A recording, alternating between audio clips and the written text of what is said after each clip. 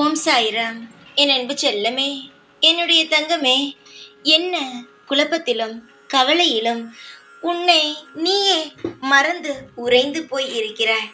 என்ன நடந்துவிட்டது என்பதற்காக இவ்வளவு சோகமாக இருக்கிறாய். உன் வாழ்க்கையில் இருக்கும் அனைத்து கஷ்டங்களும் எனக்கு நன்றாகவே தெரிந்ததுதான்.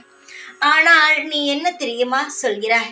என் வாழ்க்கையில் இருக்கும் கஷ்டமும் நான் படும் வேதனையும் இன்னும் சாய் காதுக்கு போய் விழவில்லை.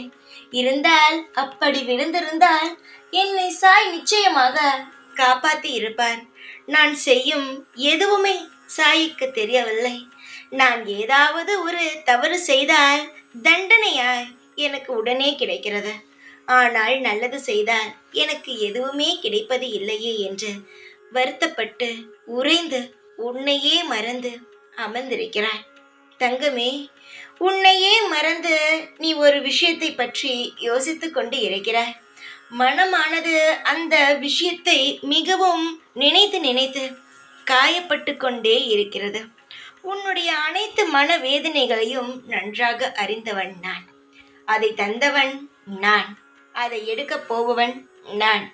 உனக்கு எல்லா வழியையும் நல்ல வழிகள் அனைத்தையுமே தருபவன் நான்.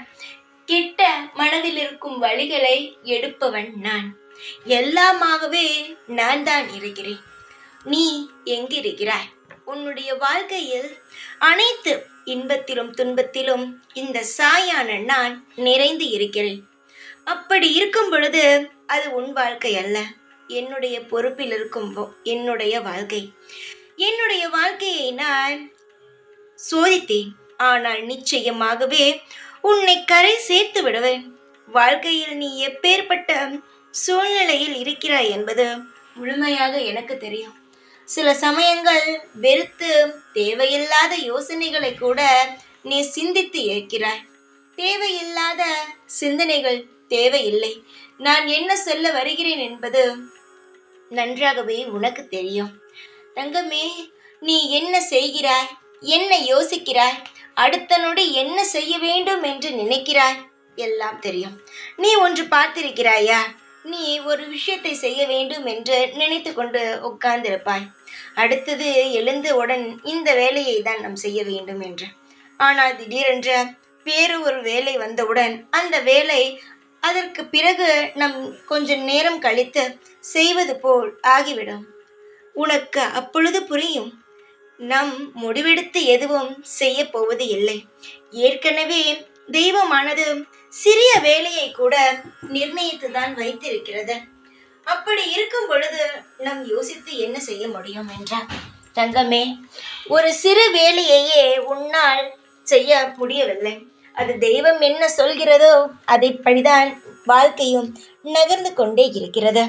நீ இப்பொழுது நினைக்கிறாய்ப்பார், இந்த வலியானது தாங்க முடியவில்லை, கஷ்டமானது மிகவும் வேதனையாக இருக்கிறது என்று.